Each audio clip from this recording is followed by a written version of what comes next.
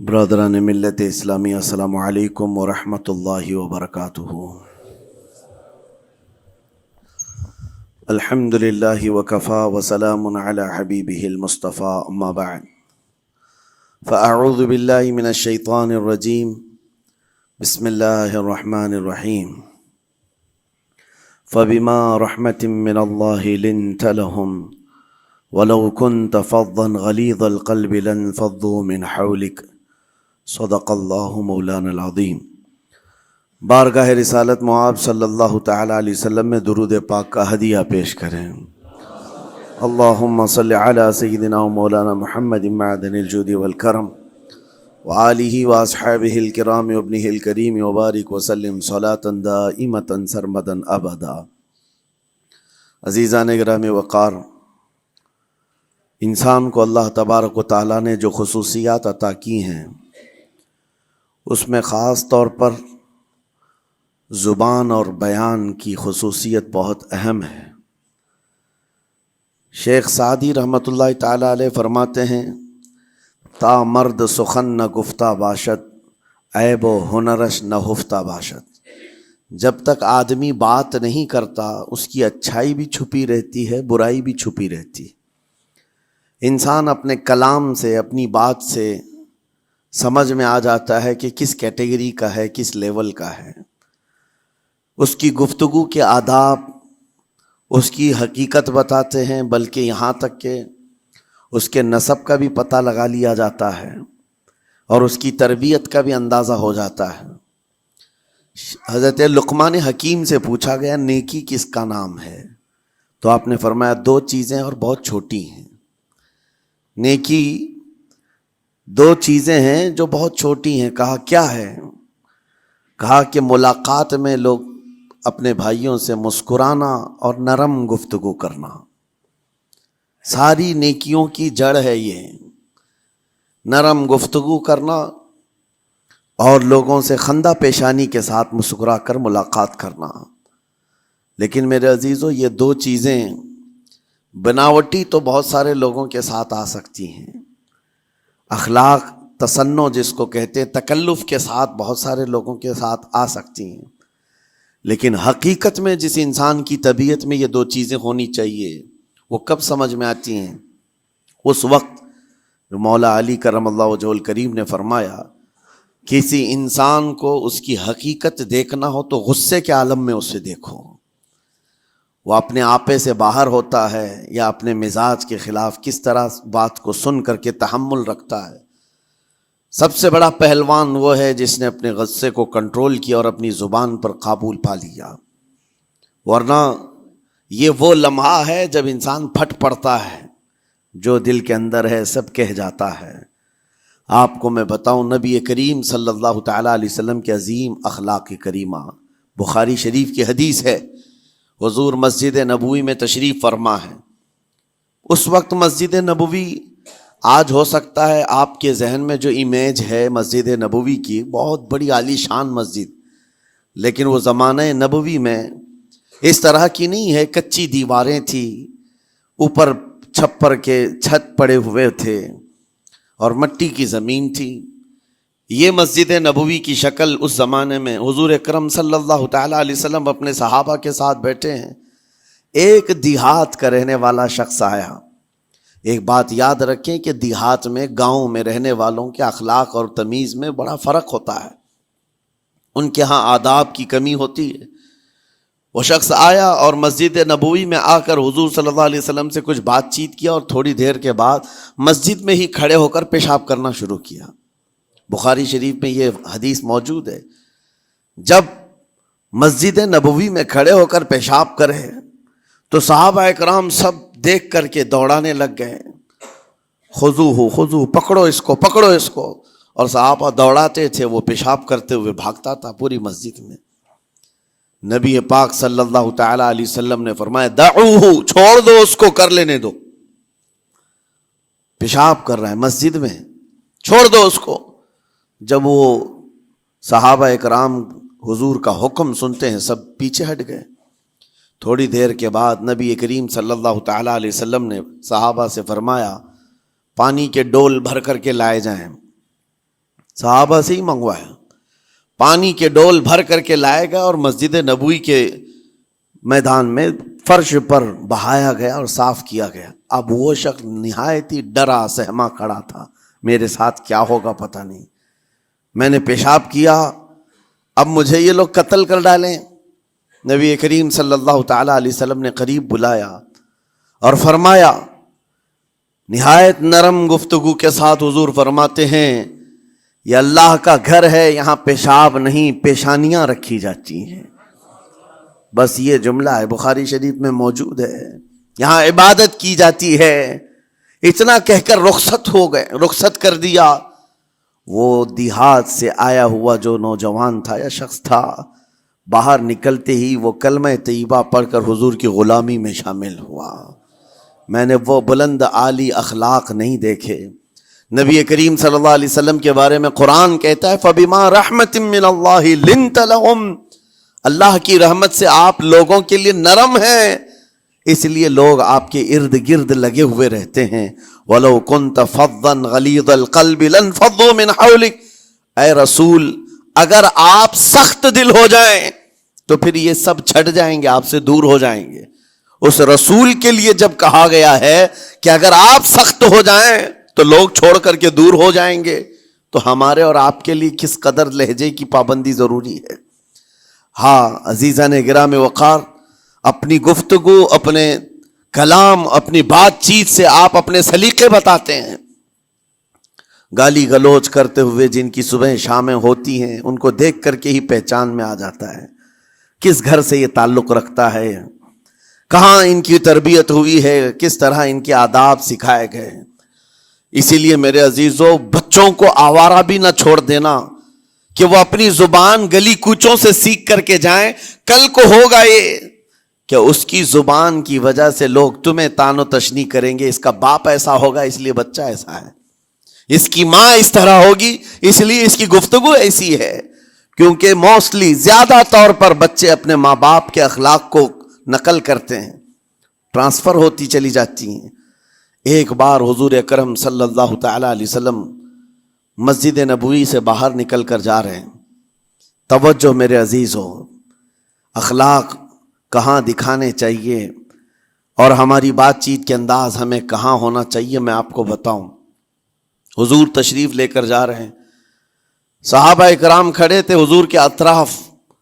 مدینہ طیبہ کی ایک بوڑھی خاتون جس کا ذہنی توازن کھویا ہوا ہے، یعنی وہ دماغی طور پر ڈسیبل ہے، اور وہ آئی جا رہی تھی۔ لوگ جب بھی اس کو دیکھتے راستہ کاٹ لیتے، وہ جس کو بھی پکڑتی تھی سنانا شروع کرتی تھی، جو منہ میں آئے بکنے لگ جائے، اور لوگوں کو تنگی محسوس ہونے لگتی۔ صحابہ نے دیکھا کہ یہ عورت آ رہی ہے، حضور کی طرف آ رہی ہے، سب نے حضور صلی اللہ علیہ وسلم کو گھیر لیا، اس کا راستہ روکنے کے لیے اب آئے گی۔ اور نبی کریم صلی اللہ علیہ وسلم کے پاس اگر زبان درازی کرنے لگ جائے، پاگل عورت ہے، اور بک بک کرنے لگ جائے، حضور پاک صلی اللہ علیہ وسلم کے ادب میں کہیں کمی نہ آ جائے۔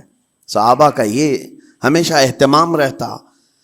حضور اکرم صلی اللہ علیہ وسلم نے دیکھا تو صحابہ سے کہا، ہٹ جاؤ، اس کو آنے دو، ہٹ جاؤ، اس کا راستہ چھوڑ دو۔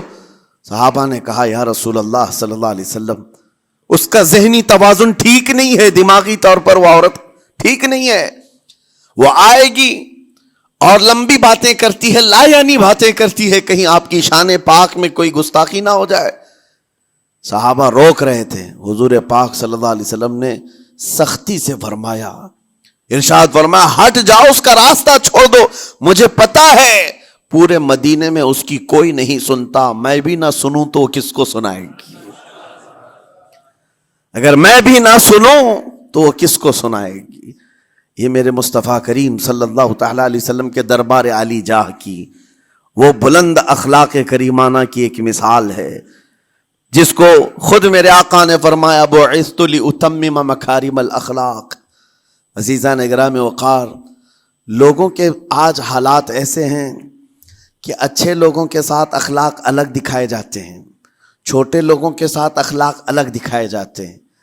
سٹیٹس کا آدمی ہو تو اس کے ساتھ ملنے کے طریقے الگ ہیں، اور غریب کوئی آ جائے، فقیر کوئی آ جائے تو اس سے ملنے کا انداز الگ ہو جائے. یہ نہ ہو. یہ ہم سب کے لیے نصیحت ہے. اسی ممبئی کی سرزمین پر میں آپ کو بتاؤں، ایک ماہم شریف میں بزرگ حاجی صاحب ہوا کرتے تھے، آج سے تقریباً 10-12 سال پہلے کی.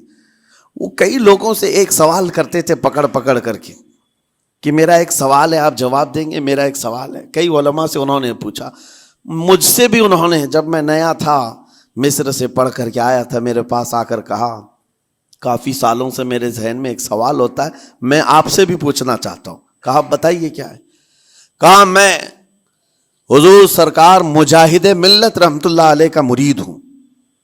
علامہ حبیب الرحمن مجاہد ملت، رئیس اعظم اڑیسہ، جن کے خدمات جلیلہ آج ہو سکتا ہے نئی جنریشن کو نہ معلوم ہو.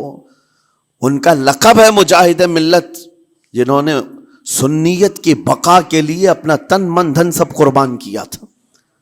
وہ مجاہد ملت عظیم بزرگ ولی کامل ہے. یہ حاجی صاحب کہتے ہیں کہ میں ایک نارمل آدمی تھا، کڑیا تھا، یعنی گھر بنانے کا کام کرتا تھا. جب وہ ممبئی تشریف لاتے تو دوڑ کر کے ہر جگہ سے لوگ ملنے آتے. میں بھی گیا تھا اور اس وقت میں جوان تھا. حضور مجاہد ملت رحمت اللہ علیہ کی بات وہ بتا رہے ہیں کہ لوگ لائن لگا کر کے مصافحہ کر رہے تھے، مل رہے تھے. جب مل رہے تھے تو پھر میرا نمبر آیا، میں ملنے کے لیے گیا. بزرگوں کے سب ہاتھ چومتے ہیں، یہ ہمارے سنیوں کے طریق ہیں. ادب، علماء ذوی الاحترام کے ہاتھوں کا بوسہ لینا یہ مستحسن ہے، یہ ہمارے آداب میں سے، معمولات اہل سنت میں سے. تو جب سب لوگ ان کے دست بوسی کر رہے تھے، ہاتھ چوم رہے تھے، میں بھی قریب گیا اور جب میرا نمبر آیا میں ہاتھ چومنے کے لیے گیا تو انہوں نے میرا ہاتھ لے کر خود ہی چوم لیا. وہ بزرگ عالی جاہ ولی کامل جن کو دنیا مجاہد ملت کہتی ہے، میرا ہاتھ انہوں نے چوم لیا. اور میرے اندر ایسی پشیمانی تھی کہ میں کیا کروں سمجھ میں نہیں آیا. میں ایک معمولی سا کڑیا اور کہاں ان کا مقام، کہاں میرا. تو اس کے بعد وہ اس بے چینی میں رہتے تھے کہ ایسا کیوں کیا، ایسا کیوں کیا، کیونکہ پوچھنے کا موقع ہی نہیں ملا. ایک بزرگ تھے، انہی کے خلیفہ تھے حضور مجاہد ملت کے، انہوں نے اس کا جواب دیا. میرے عزیزو کیا بہترین جواب تھا. حضرت مجاہد ملت رحمت اللہ تعالی علیہ یہ چاہتے تھے کہ ہزاروں لوگ ہماری تعظیم کرتے ہیں تو کہیں ہمارے دماغ میں بادشاہت کا خیال نہ آئے، ہم غریب اور فقیر کا ہاتھ چوم کر اپنے نفس کی مخالفت بھی کرتے ہیں. اخلاق کریمانہ دکھانے کے لیے اسٹیٹس والوں کے ساتھ ہی نہیں، غربا فقراء کے ساتھ بھی وہ اخلاق ہوں. نبی کریم صلی اللہ تعالی علیہ وسلم کے وہ آداب آج اگر آپ اپنا لیں، بہت ساری کڑوی چیزیں ویسی ختم ہو جائیں. آج ممبئی کی سرزمین پر سب سے بڑا یہ چیلنج ہے بات کرنے میں. نوجوانوں کے تو آج پارے چڑھے ہوئے ہوتے ہیں، ان سے کوئی بھی بات کر لے، جس تیور میں یہ بات کرتے ہیں ایسا لگتا ہے کہ ابھی لڑائی ہو جائے گی، ابھی جھگڑا ہو جائے گا. اس کی عادت سی بن گئی ہے. آپ کو پتہ ہے فرمایا گیا، عربی کا قول ہے جراحت السنان لها التیام ولا یلتام ما جرح اللسان. تلوار سے، چاقو سے دیا ہوا زخم سوکھ سکتا ہے، زبان سے دیا ہوا زخم کبھی نہیں سوکھتا. زبان سے دیا ہوا زخم نہیں سوکھتا. بولنے سے پہلے 1000 بار اس بات کو خیال ہونا چاہیے کہ میں جس کو بول رہا ہوں کہیں اس کا دل چھلنی تو نہیں ہو جائے. میری زبان یہ ہوتی 50 گرام کی چھوٹی زبان ہے، لیکن بڑے بڑے لوگوں کے کلیجے چیر کر رکھتی ہے، بڑے بڑے لوگوں کے دلوں میں سوراخ کر کے رکھتی ہے، زخمی کر کے رکھتی ہے اس کا استعمال. اسی لیے روایت میں ملتا ہے کہ جب انسان صبح کرتا ہے تو سارے اعضاء، ہاتھ پیر آنکھ کان ناک، سارے اعضاء سب سے پہلے زبان سے یہ عرض کرتے ہیں، اس کی پناہ مانگتے ہیں، کہتے ہیں آج تو صحیح سلامت رہے گی تو ہم سب صحیح سلامت رہیں گے، اور اگر تو پھسل گئی تو عذاب ہم پر بھی ہوگا. زبان بولتی ہے، مار کسی اور کو پڑتی ہے. کوئی زبان کو مارتا نہیں ہے، گالی زبان دیتی ہے، لیکن مار کبھی پیٹھ پہ پڑتی ہے، سر پہ پڑتی ہے، ہر جگہ پڑتی ہے. تو یہ زبان نبی کریم صلی اللہ تعالی علیہ وسلم نے ارشاد فرمایا من یضمن لی ما بین لحیتیہ وما بین، حضور پاک صلی اللہ تعالی علیہ وسلم فرماتے ہیں جس نے دو چیزوں کی ضمانت مجھے دے دی، حفاظت کی، میں اسے اضمن لہ الجنہ، میں اس کو جنت میں لے جانے کی ضمانت دیتا ہوں۔ دو چیزیں کیا ہیں؟ حضور فرماتے ہیں ایک دو جبڑوں کے بیچ میں جو موجود زبان ہے اس کی حفاظت کر لے، اور دو رانوں کے بیچ میں جو شرمگاہ ہے اس کی حفاظت کر لے، یہ دو چیزیں جس نے بچا لیا میں اس کو جنت میں لے جانے کی ذمہ داری دیتا ہوں، ضمانت دیتا ہوں۔ اس کا کتنا بڑا کردار ہے، یہ زبان کا کتنا بڑا کردار ہے۔ اور حضور نے ایک بار پکڑ کر کے فرمایا تھا، زبان کو پکڑ کر کے کہا تھا یہ وہ زبان ہے جو انسان کو جنت میں بھی لے جاتی ہے اور دوزخ میں بھی لے جاتی۔ کلمہ کس سے پڑھتے ہیں آپ؟ لا الہ الا اللہ، زبان ہی سے تو پڑھتے ہیں، اسی کلمے نے آپ کو جنت تک پہنچایا۔ اور کافر جو کفر کرتا ہے وہ بھی زبان سے ہی کرتا ہے، اور زبان اسے ہمیشہ کی دوزخ میں لے جاتی ہے۔ اس زبان کو چلانے سے پہلے 1000 بار سوچ لیں کہ آج لہجوں کی سختیاں بڑھتی چلی گئیں، اور آپ کو پتہ ہے قرآن پاک میں رب تعالیٰ نے یہ فرمایا وَلَا تَقُلْ لَهُمَا اُفٍّ وَلَا تَنْهَرْهُمَا، والدین کے بارے میں بچوں کو کیا کہا گیا؟ ان کو اف تک نہ کہو۔ لیکن زبان جب کھلتی ہے نا، ماں باپ کے خلاف نوجوانوں کو ہم نے دیکھا ہے گالی گلوچ کرتے ہوئے اور اتنی بری باتیں کہتے ہوئے، معاذ اللہ۔ عزیزان گرامی وقار، حضور نے تو یہ فرمایا جس نے پلٹ کر کے اپنے ماں اور باپ کو سخت لہجے میں بات کیا یا ان کی نافرمانی کی، حضور فرماتے میرا دل چاہتا ہے کہ اس کے گھر کو آگ لگا دوں، آگ لگا دوں۔ اس لیے اس بات کو ہمیشہ یاد رکھیں، تمہارے لہجے کی سختیاں کسی کو زخمی کر دیں تو آخرت خراب ہو جائے گی، آخرت خراب ہو جائے گی۔ حضرت علقمہ رضی اللہ تعالیٰ عنہ حضور کے صحابی ہیں، حضور صلی اللہ علیہ وسلم کے صحابی ہیں۔ آخری وقت آ گیا تھا لیکن زبان نہیں کھلتی تھی۔ حضور پاک صلی اللہ علیہ وسلم کے پاس سفارش لائی گئی کہ آپ کے وہ ساتھی ہیں انتقال کر رہے ہیں لیکن زبان پر کلمہ بھی نہیں آتا۔ حضور تشریف لائے، دیکھا، پوچھا گھر میں ان کے کون کون ہے؟ کہا بیوی ہے اور ماں ہے۔ ماں کو بلایا اور کہا علقمہ کے بارے میں کیا کہتی ہو، کیسا تھا ہے؟ کہا بہت اچھا، پرہیزگار، عبادت گزار، ساری نیکوکاریاں اس کے اندر ہیں۔ تو پھر حضور نے پوچھا اچھا یہ بہت نیک تھا، تم بھی اس سے راضی ہو کہ نہیں ہو؟ ماں نے کہا میں نہیں راضی ہوں، میں راضی نہیں ہوں۔ کہا کیوں، وجہ کیا ہے؟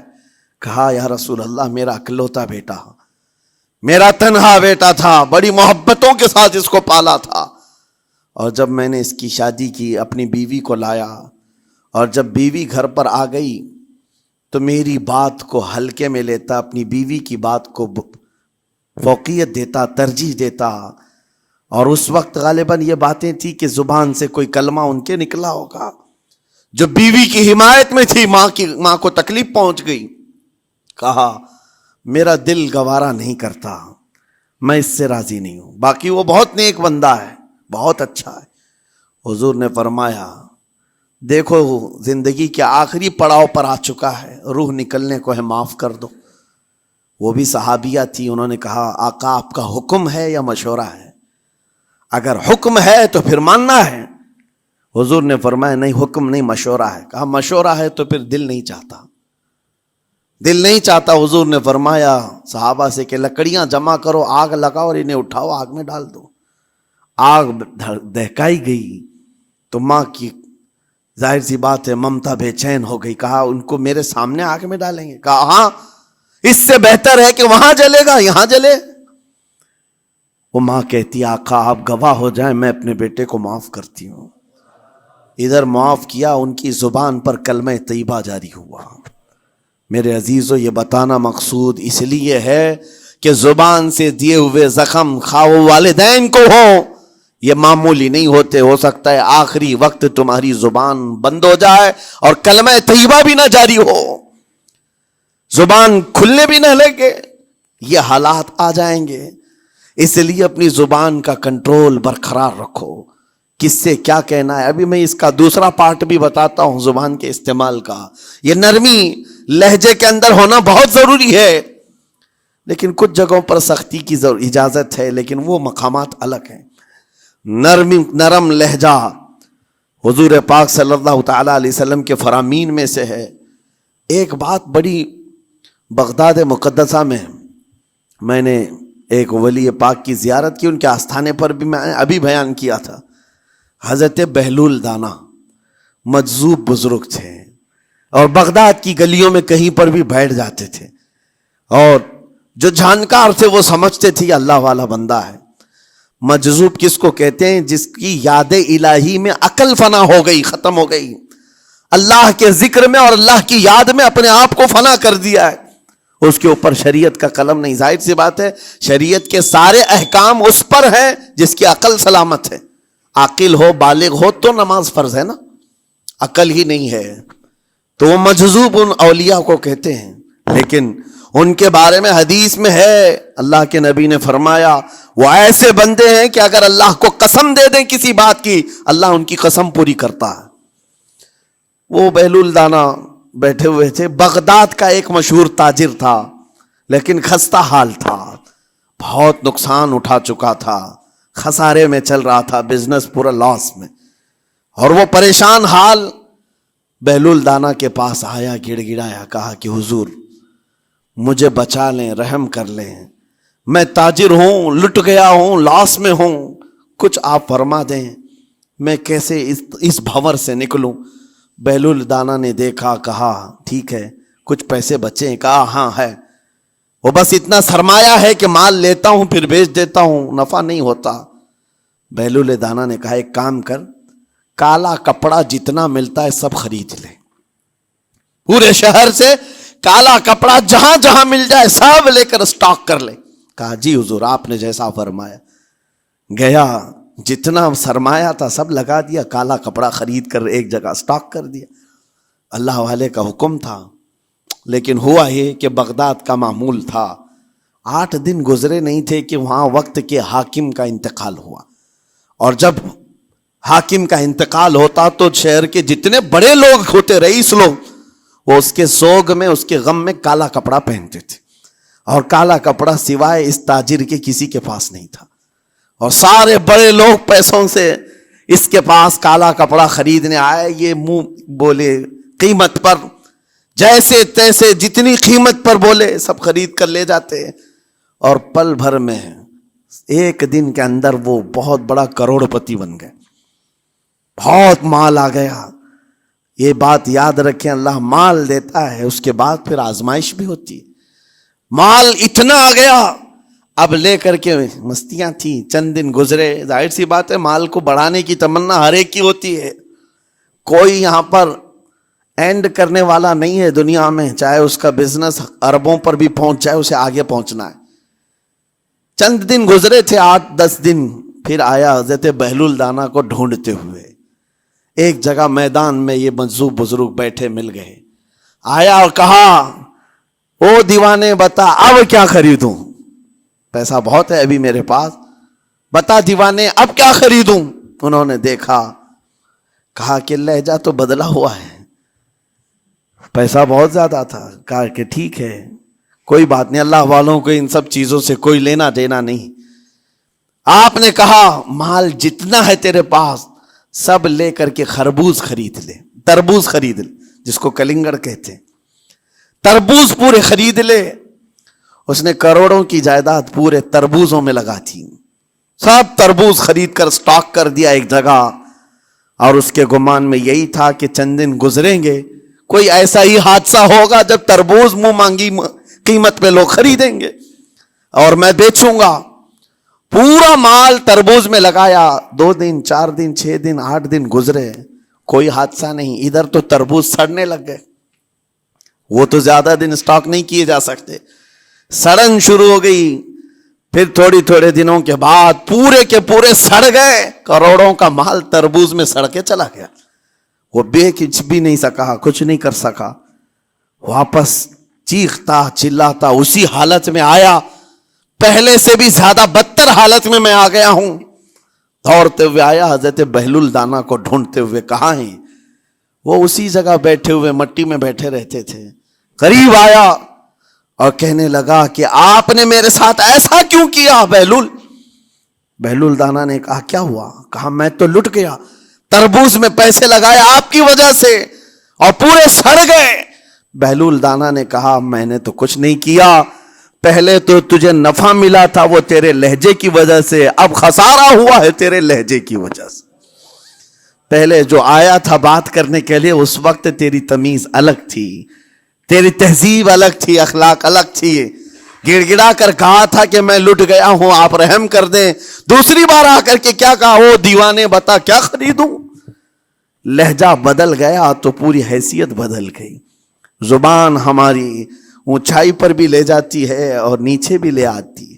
اس بات کو ہمیشہ ملحوظ رکھیں کہ اس زبان سے بہت سارے لوگ نفع بھی اٹھاتے ہیں، بہت سارے لوگوں کو نقصان بھی ہوتا ہے۔ لیکن ساتھ میں یہ بات بھی عرض کروں، نرم گفتگو کرنے کا عادی ہر ایک کو ہونا چاہیے، نرم گفتگو کرنے کا عادی ہر ایک کو ہونا چاہیے، اس کی نیکیوں کی علامت ہے، اس کے اخلاق کی علامت ہے۔ لیکن ساتھ میں امام شافعی رحمۃ اللہ تعالی علیہ نے یہ بھی فرمایا، چاہے جتنی بھی نرم طبیعت ہو انسان کی، اللہ اور اس کے رسول کے لیے غیرت ہونی چاہیے۔ اللہ اس کے رسول کے خلاف بات سنے تو پھر نرم لہجے کا استعمال نہ کرے، پھر وہ بزدلی کہلائے گی، وہ بزدلی کہلائے گی۔ آج میں ایک بات یہ بھی بتا دوں، بہت سارے لوگ یہ سمجھتے بھی ہیں۔ ابھی چند دن قبل میں ماررہ مطہرہ میں بیان کیا اخلاق کے، اولیاء اکرام کے مذہب و مسلک پر، اور پچھلے 15 سالوں سے میں نے بہت سارے خطابات کیے ہیں اخلاق پر، معاشرے کی برائیوں پر، لیکن ابھی چونکہ چند دنوں میں جلسے پروگرام بہت سارے ہو گئے اور عظمت ناموں سے رسالت پر زیادہ گفتگو ہونے لگی، تو لوگوں میں ایک امیج الگ بیٹھی ہوئی ہے۔ اور ابھی ہم نے اخلاق حسنہ پر گفتگو کیا کی 8 دن پہلے، ایک بزرگ نے مجھ سے پوچھا ایسی بھی تقریر کرتے ہیں آپ ایسی بھی تقریر کرتے ہیں، یعنی نرم گفتگو بھی کرتے ہیں؟ مطلب یہ ہے کہ ہماری امیج ایسی بنا کر رکھیں کہ ہم ہر وقت چلاتے ہی رہتے ہیں، ہر وقت للکارتے ہی رہتے ہیں۔ میرے عزیزوں، میں یہاں پیغام دینا چاہتا ہوں، ہم قرآن کے اس آیت پر عمل کرنا چاہتے ہیں جو مولا نے فرمایا اشداء علی الکفار رحماء بینہم۔ مومنین کی شان ہے، صحابہ کی شان ہے، وہ کافروں پر سخت ہوا کرتے ہیں اور مومنوں کے لیے نرم دل ہوا کرتے ہیں۔ زبان کی نرمی ایمان والوں کے لیے ہے، زبان کی نرمی محبت مصطفیٰ کے لیے ہے، عاشقان مصطفیٰ کے لیے ہے، ساتھ میں زبان کی سختی کفار و مشرکین کے لیے ہے، گستاخان رسول کے لیے ہے۔ اور اگر یہ چیز نہیں آئی تو پھر آپ سمجھ لیں نیک اس وقت نہیں کہلائے گا آدمی۔ بعض لوگوں کو ایسا لگتا ہے نرم بات کرنا چاہیے، نرم گفتگو، بالکل صحیح ہے، یہ اخلاق ہے، لیکن اگر ایسے مقامات پر جہاں تمہارے نبی کو کوئی گالی دے رہا ہو، رب کی شان میں کوئی بھونک رہا ہو، اس وقت تم کہو کہ اخلاق ہے، نرم بات کرنا چاہیے، یہ بے غیرتی ہے، یہ بے غیرتی ہے۔ تمہاری بیوی کو اگر تمہارے سامنے کوئی چھو دے اور اس کے بعد تم ہنس کر کے اس سے کہو ٹھیک ہے جائیے صاحب، آپ کو کہا جائے گا بے غیرت آدمی، بے غیرت آدمی ہے۔ انسان کو اپنی بیوی، اپنی بیٹی، اپنی ماں پر بھی غیرت ہوتی ہے، وہ سنتا نہیں ہے، یہ پیدائشی ہے، فطرت ہے انسان کی۔ اور مومن کی شان یہ ہے سب سے بڑی غیرت اس کے لیے اللہ اور اس کے رسول کے لیے ہوا کرتی ہے۔ اللہ اور اس کے رسول کے لیے ماں اور باپ کو گالیاں ایک وقت میں برداشت کر بھی لے جائے، لیکن اللہ اور اس کے رسول کی شان میں وہ ہرگز برداشت نہ کرے، یہ ایمان کی علامتوں میں سے ہے۔ بہرحال میں نے زبان کے دونوں استعمال آپ کو بتائے، سخت لہجے بھی ہیں، نرم لہجے بھی ہیں، لیکن جب آپ کا پالا کسی گستاخ سے نہ پڑے تو ہمیشہ نرم گفتگو کرنے کے عادی بنے۔ مومنین میں نرم لہجے کا اختیار ہمیشہ رہے، اس سے اخلاق آپ کے بتائے دکھائے جاتے ہیں، اس سے آپ کے اخلاق معلوم ہوتے ہیں، ساتھ ہی معاشرے میں نرمی اور محبت کا ماحول بھی قائم ہوتا ہے۔ ڈانٹنے کے طریقے بھی میں آپ کو بتاؤں، میرے والد گرامی فرمایا کرتے تھے، حضور حافظ ملت رحمت اللہ علیہ جو الجامعۃ الاشرفیہ مبارک پور کے بانی ہیں اور بڑے محدث، جنہوں نے ایک نہیں ہزاروں عالم پیدا کیے، اس ہندوستان کی بات کر رہا ہوں، حافظ ملت رحمۃ اللہ علیہ پوری بخاری شریف پڑھاتے تھے، تقریباً 40 سال تک انہوں نے پڑھایا بخاری شریف. میرے والد ان کے شاگرد ہیں. فرماتے ہیں جب وہ بہت زیادہ ناراض ہو جاتے کسی سے، ڈانٹنا ہوتا، ہر استاد بچے کو ڈانٹتا ہے، کبھی کچھ بچہ نافرمانی کر جائے یا مزاج کے خلاف بات کرے تو استاد ڈانٹتا ہے. تو حافظ ملت رحمۃ اللہ علیہ اگر کسی شاگرد کو ڈانٹتے بھی غصے میں تو کہتے ہیں اے جنتی کیا کر رہا ہے. کہتے ہیں اگر یہ جملہ قبول بھی ہو جائے تو بچہ جنتی ہو جائے. لہجے کی یہ استعمالات اولیاء سے سیکھو میرے عزیزو. غصے پر کنٹرول اس وقت تمہارے اخلاق معلوم ہوتے ہیں جب تمہارا غصہ عروج پر ہوتا ہے. اس وقت تمہاری حقیقت لوگوں کے سامنے آتی ہے. وہ اپنے شاگردوں کو ڈانٹتے بھی تو جنتی کہہ کر ڈانٹتے ہیں، یعنی کوئی گالی نہیں ہے، کوئی برے کلمے نہیں ہیں، بلکہ ایسا جملہ ہے کہ اگر قبول بھی ہو گیا استاد کی زبان سے، اس کی تو زندگی وصول ہوگی، اس کا بیڑا پار ہو گیا. ہمارے درمیان ماں باپ کو بھی یہ چاہیے کہ بچوں کو کس طرح کے اخلاق آپ دے رہے. گفتگو کرنے کے متعلق قرآن میں اللہ تعالیٰ نے آداب بتائے ہیں. جب آپ گھروں کے اندر موجود ہوں تو بچوں کے سامنے کس طرح کی گفتگو کیا کریں گے، کیسی بات کریں گے. شوہر اور بیوی جس طرح کی باتیں کر رہے ہیں بچے کے دماغ میں وہ پورا کا پورا چھپتا ہے، ٹرانسفر ہوتا ہے. اسی لیے کہا گیا ایڈلٹ گفتگو کبھی بھی بچوں کے درمیان نہیں کی جائے گی. جو میچورٹی میں نہیں ہے ان بچوں کے سامنے ماں اور باپ بیٹھ کر کے کلام بھی نہ کریں، بات نہ کریں. معاشرہ تو آج ایسا ہے سب پوری فیملی لے کر کے بیٹھے ہوئے ہیں، اور حد تو یہ ہے کہ گندی فلمیں سامنے لگی ہوئی رہتی ہیں. وہ کیسے بچا پاؤ گے؟ 4 سال 5 سال کے بچے کے اندر بھی وہ گفتگو، وہ مکالمات، ایک دوسرے سے بات کرنے کی تمیزیں، وہ سب وہاں سے سیکھتا آ رہا ہے. گھروں کے اندر ماحول کو تبدیل کرنے کے لیے آپ کی اپنی زبان پر کنٹرول اور اپنے بچوں کی تربیت اور ان کی زبان پر کنٹرول بہت ضروری ہے. پھر دیکھنا آپ یہ معاشرہ پیدا کر کے کل کو آپ کا بچہ نکلے گا، اس کی تمیز، اس کے اخلاق پر ہر کوئی اش اش کرے گا. چند دنوں کی محنت ہے آپ کی، لیکن بچے جب سلیقے کے ساتھ گفتگو کریں تو لوگوں کا دل جیت لیا کرتے ہیں.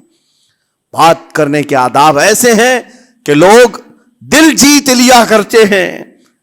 یہ میرے استاد گرامی مصر کے رہنے والے تھے. جب خطابت ہمیں سکھا رہے تھے گفتگو کرنے کے آداب، تقریر کرنے کے آداب، تو ایک امام غزالی کا قول تھا کلم الناس علی قدر عقولہم، لوگوں سے ان کی عقل کے مطابق بات کرو. اس پر وہ سمجھاتے ہوئے ہمیں ٹریننگ دیتے تھے اور کہتے تھے کہ تمہارے پاس آنے والے کئی طرح کے لوگ ہوں گے. اگر تم امام ہو، اگر داعی ہو، خطیب ہو، مقرر ہو، کوئی غریب گھر سے، کوئی بڑے امیر گھر سے، کوئی پڑھا لکھا آئے گا، کوئی جاہل ہوگا، کوئی بدتمیز بھی ہوگا، کوئی نیکوکار، کوئی گنہگار، سب طرح کے مکس مجموعہ تمہارے پاس ہوگا.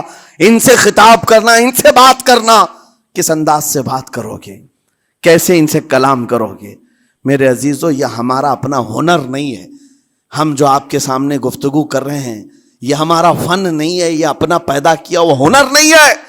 ہمیں سکھایا گیا تھا صرف اور صرف آپ کو اس مجمع سے اور یہ آئے ہوئے جمع غفیر سے بات کرنے کے لیے ایک ہی اسلوب اپنانا ہے.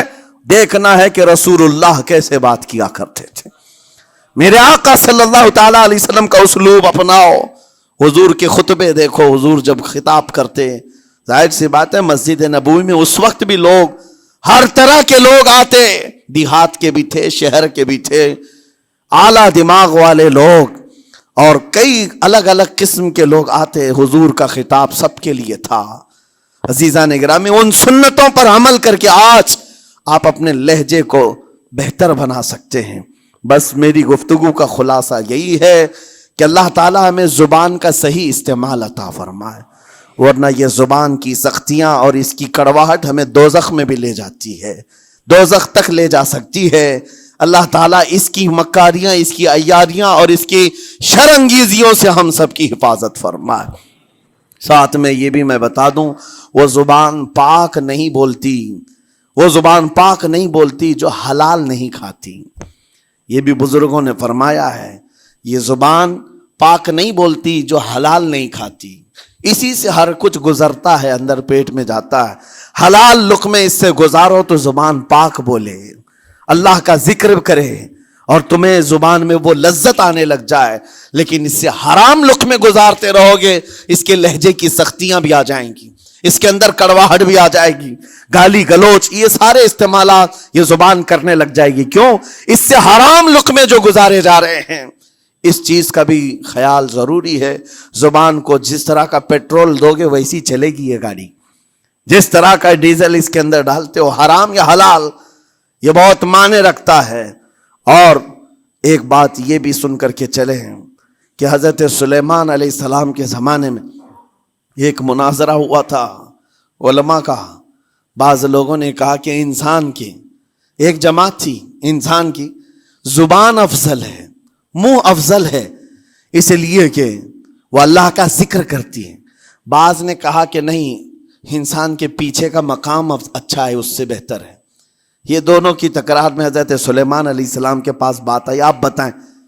تو ان سے پوچھا تم اتنی بڑی بات کیوں کہہ رہے ہو؟ اس کے پیچھے کا مقام اچھا ہے. کہا کہ اس لیے کہ وہ صرف نجاست نکالتا ہے، وہ صرف نجاست نکالتا ہے، وہ مقام غلاظت باہر کرتا ہے، غلاظت اندر لیتا نہیں. زبان غلاظت اندر بھی لیتی ہے، حرام کھاتی بھی ہے، لوگوں کو زخمی بھی کرتی ہے. ان علماء کی دلیل تھی. تب آپ نے فرمایا بات ٹھیک ہے، جس انسان کا زبان پر کنٹرول نہیں، حرام کھاتا ہو اور بد کلامی کرتا ہو، گالی گلوچ ساری چیزیں کرتا ہو، آپ نے فرمایا اس سے بہتر اس کا پیچھے کا مقام ہے. اور جو انسان کنٹرول رکھتا ہے، حلال کھاتا ہے اور لہجے کی نرمی رکھتا ہے، ظاہر سی بات ہے اس کا منہ ہی افضل ہے، اس کی زبان افضل ہے. اب یہ تو فیصلہ سب کا ہے، کس کو کیا چیز اختیار کرنی ہے. عزیزان گرامی اوقات، یہ بہت بڑی بات ہے جو میں آپ کے سامنے کہہ رہا ہوں. زبان کو اگر کسی دوسری جگہ سے کمپیئر کیا جائے تو لگتا ہوگا نرم، یہ بالکل اچنبے والی بات ہے، عجوبے والی بات ہے، یہ کون سا کمپیریزن ہے. وجہ یہی ہے، بعض لوگوں کو ہم نے اتنا گندا بولتے ہوئے دیکھا ہے. اس سے بہتر ہے کہ وہ نہ بولیں. لوگوں کو زخمی کرتے ہیں، کسی کے مقدسات پر حملے کرتے ہیں. اللہ تعالیٰ ان کے زبان کی شرارتوں سے ہماری حفاظت فرمائے.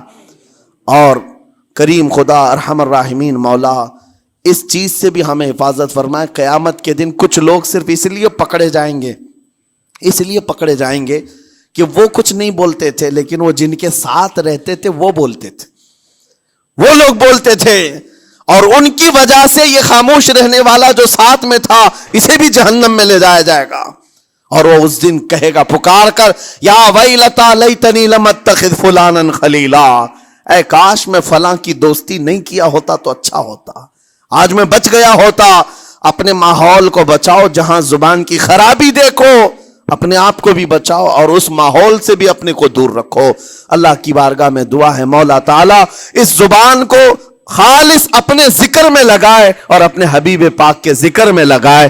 مولا تعالیٰ ہم کو زبان کی بد کلامیوں سے محفوظ و مامون فرمائے. وآخر دعوانا ان الحمد للہ رب العالمین. السلام علیکم.